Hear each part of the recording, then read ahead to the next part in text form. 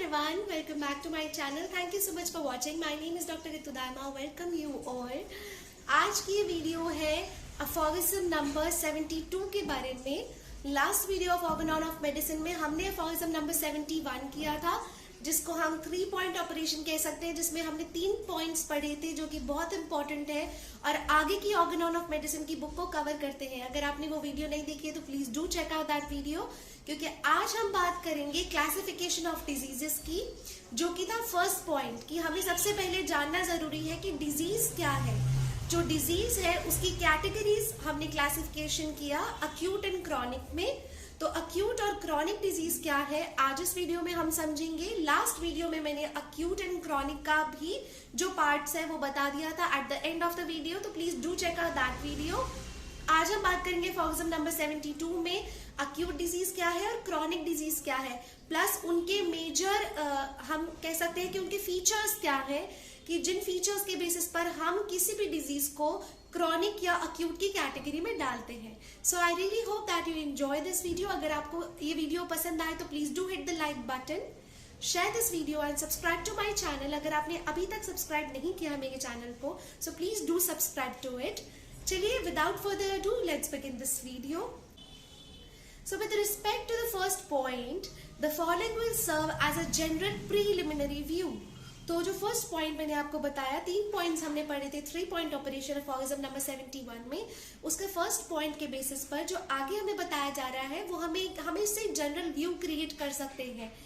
The disease to which man is liable, जो disease है जिसको मैन में जो डिजीज हो सकते हैं, दैट मीन्स ऐसे बीमारियां जो एक इंसान में हो सकती है, एक व्यक्ति में हो सकती है, is liable are either rapid morbid processes of the abnormally deranged vital force, या तो वो हो सकती है अचानक से, रैपिड उसका प्रोसेस होता है, मॉर्बिड प्रोसेस मतलब डिजीज प्रोसेस जो है वो रैपिड होता है, of the abnormally deranged vital force. उसमें क्या है, वाइटल फोर्स अबनॉर्मली डिरेंज होती है और डिजीज प्रोसेस कैसे चलता है, बहुत जल्दी।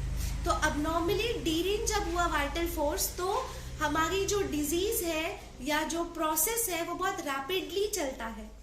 विच have a tendency to finish their course more or less quickly, जिसकी एक टेंडेंसी होती है जो अपना पूरा कोर्स जल्दी ही खत्म कर देता है, but always in a moderate time, लेकिन एक नियमित समय लेता है।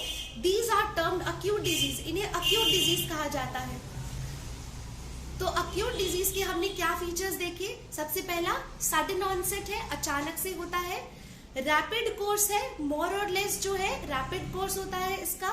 अब जो कोर्स है वो फिनिश हो जाता है, जल्दी ही फिनिश हो जाता है, तो finish the course very rapid, more or less rapidly finish हो जाता है कोर्स, सडन ऑनसेट है, रैपिड प्रोग्रेस है, और इसके साथ जो ड्यूरेशन है सफरिंग की वो या तो फिक्स रहती है और ऑलमोस्ट नियमित रहती है, इतने समय तक आपको ये डिजीज होगा, और इसे हम कहते हैं अक्यूट डिजीज। आगे क्या बताते हैं डॉक्टर हैनेमन, और they are diseases of such a character.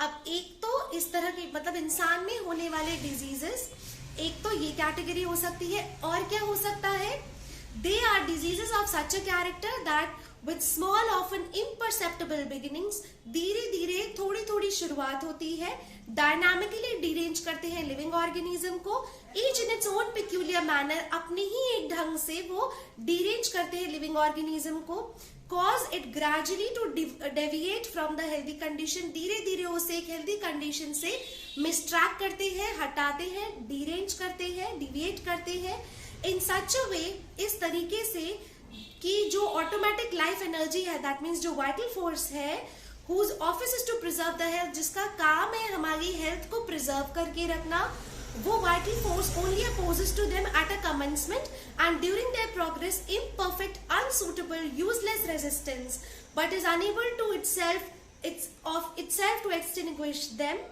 तो ये क्या कह रहे हैं, जो वाइटल फोर्स जिसका काम है हमारी हेल्थ को प्रिजर्व करके रखने का, वो वाइटल फोर्स क्या करता है, वो कुछ हद तक अपोज करता है शुरुआत में। मतलब जब दूसरे तरह के डिजीज की बात करें, क्रॉनिक डिजीजेस की, जब उनकी शुरुआत होती है तो उन डिजीजेस की शुरुआत में हमारा वाइटल फोर्स जो है उसको अपोज करने की, रोकने की कोशिश करता है, लेकिन उसका जो प्रोग्रेस है, मतलब इस डिजीज का प्रोग्रेस कैसा होता है, इम्परफेक्ट होता है, अनसूटेबल होता है, मतलब समझ ही नहीं आता, बहुत इम्परफेक्शंस के साथ होता है।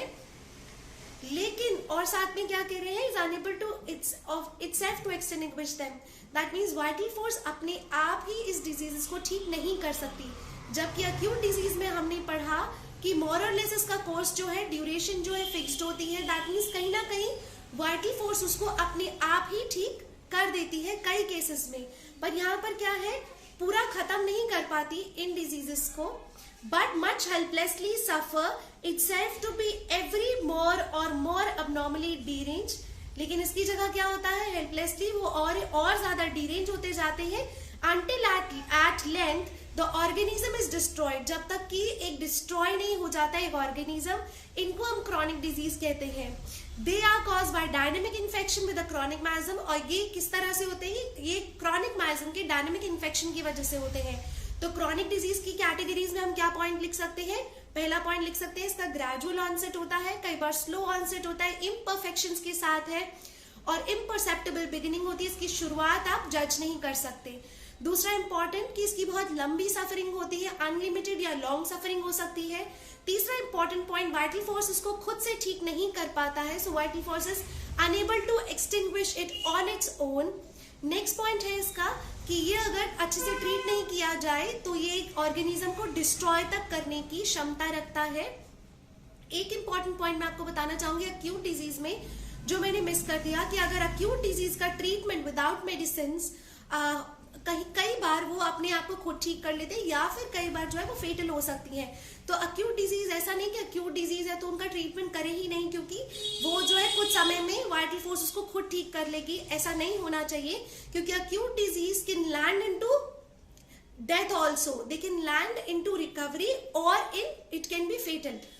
और क्रॉनिक डिजीज में क्या है कि अगर आप उसमें जो है yes generation to generation, because ये क्रॉनिक माइजम्स के इन्फेक्शन की वजह से होती है, डायनामिकली डिरेंज करते हैं लिविंग बीइंग को, तो ये जनरेशन टू जनरेशन जो है जाने की एक कैपेबिलिटी रखती है।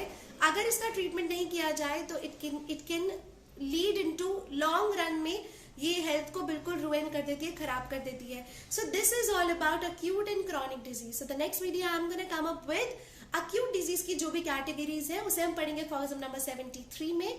Thank you so much for watching. I really hope that you enjoy this video. अगर आपको पसंद आई है तो please do hit the like button and subscribe to my channel. Stay connected with homeopathy. Stay blessed. Bye bye.